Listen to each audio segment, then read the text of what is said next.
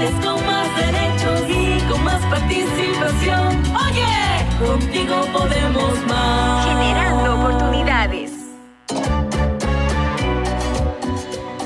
Es verdad que hace ya algún tiempo hay algunos mecanismos de, si uno quiere, fiscalización del Estado para que las empresas puedan tener estas condiciones y evitar que los trabajadores estén sometidos a algunos riesgos, y si lo están, pues estos estén lo suficientemente advertidos, identificados, y que se tenga también alguna salida muy concreta cuando estos se puedan concretizar o cuando estos lleguen a un momento en el que pueden generar algún problema mayor. Pero todos cumplen esto. ¿Qué pasa, por ejemplo, el sector mayor, informal, que en nuestro país es todavía mucho más importante que el formal? De eso vamos a hablar con nuestros invitados el día de hoy. Quisiera conversar con Ricardo y preguntarle de qué estamos hablando cuando decimos la salud y la seguridad en el trabajo.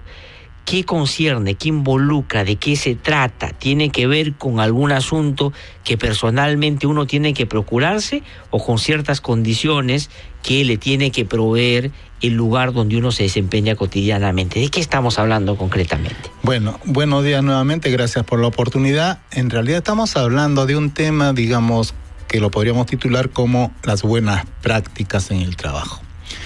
Las buenas prácticas en el trabajo implican varios temas. Las condiciones de trabajo, dónde trabajan, cómo está el ambiente, si es un ambiente, por ejemplo, lúgubre, oscuro, poco amigable, no se está teniendo unas buenas condiciones, porque eso puede afectar inclusive nuestra cuestión psicológica de tener un lugar aparente para el trabajo, entre otras cosas. Tenemos también, por ejemplo, la ventilación, lugares muy cerrados, donde la polución es intensa, sobre todo cuando hay producción mayor. La iluminación, tanto panorámica como focalizada hacia las máquinas. Si no se trabaja en esas condiciones, se va a ver afectada la salud, la vista, baja de productividad y otros temas también que están en relación con esto. El riesgo eléctrico, si hay instalaciones deficientes o cables mal instalados, en fin, también ese es todo otro tema que se tiene que cuidar para que la salud de los empresarios y de sus trabajadores no se vea afectada. Otros temas adicionales con estas buenas prácticas es, por ejemplo, la posición en que trabajan. Entonces, ¿cómo mejoramos esta situación para que su trabajo sea menos agotador? Como digo, no se afecte su salud, problemas de columna, de cintura, en fin. De acuerdo. Entonces, de lo que se trata es de procurar el ejercicio del derecho a un trabajo confortable, en condiciones básicas, para poder hacerlo de buena manera. Esto es importante en términos de que es parte de un proceso de adaptación a un momento nuevo, porque claro, los emprendimientos de los cuales ustedes son parte, a veces se inician de una manera precaria, claro, y además más familiar, más vinculada con algún vecino o vecina, y digamos, uno en el primer momento puede entender que es posible y llevadero hacerlo en las condiciones habituales de cómo uno vive, pero conforme va avanzando, ya uno se va dando cuenta de que hay que hacer algunos cambios. ¿Y cuáles son como los cambios, diría usted, más frecuentes y habituales que se dan en ese tránsito del inicio hacia ya el crecimiento más empresarial en términos de la salud y la seguridad? Bueno, en ese tránsito vimos nosotros importante tener, por ejemplo, las entradas y las salidas muy libres.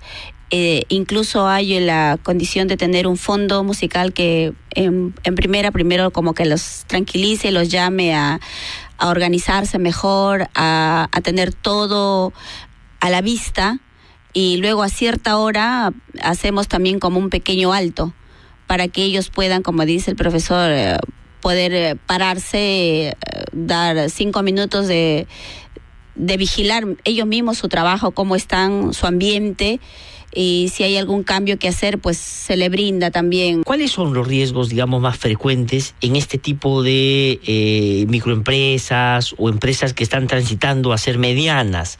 ¿Cuáles son los problemas más habituales? ¿Qué cosa es lo que casi como denominador común se encuentra en este tipo de empresas? Uno principal sería, es increíble, a medida que, por ejemplo, la producción se intensifica, el desorden empieza a ganarles. Uh-huh.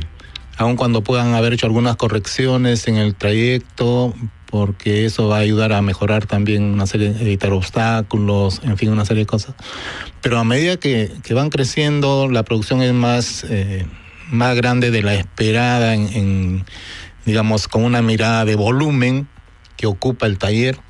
Entonces a veces eso los desborda, los hace fallar en algunas cosas. Ese es un tema frecuente. El otro es, ahí sí se tiene que hacer todo un trabajo, es sobre el uso de instrumentos de protección personal. Uh-huh. En el caso de confecciones, por ejemplo, deben usar su mascarilla. Entonces, a pesar de las recomendaciones, a pesar de que ya las empresarias saben que eso se debe cumplir porque hay que cuidar su salud y la de sus trabajadores, a pesar que hacen el trabajo de comunicarlo, de incentivarlo, de decir, hay una resistencia de parte de los trabajadores. O sea, la incomodidad tiene un peso específico muy interesante para que eso influya en su poca disposición de querer usar los implementos de protección. ¿Y cómo se supera, digamos, inicialmente la incomodidad? Me imagino, contraargumentando frente a ella, que, digamos, eso es una medida de protección, esta es una medida no solo en términos personales de protección, sino también de protección hacia el resto, porque, digamos, uno, al no cumplir con determinada medida de seguridad, puede poner en riesgo a los otros también. Nosotros hemos optado, al menos en la época de calor, hacer nuestras propias mascarillas de algodón, que son más suaves y les permite trabajar un poco mejor. Cuando se trabajamos mayormente con el algodón pima. Y cuando hay un volumen de trabajo, lo que eso se hace es hacernos nuestras propias mascarillas que tienen menos incomodidad y no nos permiten hacer el sudado tan fuerte como las que normalmente se tiene, porque sí es una incomodidad en lo que se refiere a mascarillas. Y en lo que se refiere a luz, cuando la luz muy fuerte sobre nosotros también genera mucho calor. Claro. Entonces, ¿qué hacemos cuando hemos tenido que hacer algo así como estos, ¿no? Que tienen solamente enfoque a la mesa, solamente al área de trabajo, ya no sobre nosotros, de tal manera que la ventilación pueda tranquilamente estar entre el personal y el enfoque de la luz solamente en la máquina o en el área de trabajo de mesa. Mire, particularmente nosotros los que estamos en este rubro, los que ya estamos hemos tenido el asesoramiento de estas instituciones que nos han ido ayudando, dando las pautas para ir mejorando en el crecimiento de nuestro trabajo y también en nuestra salud. Está, como dice el profesor, está ASPEN, está CEDAL y otros que nos han ido dando cursos y talleres en la que nosotros las emprendedoras hemos ido viendo poco a poco los cambios necesarios e importantes que tenemos que tener para seguir nosotros caminando en este fuerte y duro trabajo de la microempresa, porque nosotros en verdad no tenemos mucho apoyo del Estado. Uh-huh. Y bien dice el profesor, no podríamos arriesgarnos a pagar tantos impuestos o los impuestos que tendríamos que hacer para poder revertir esto en cosas de salud.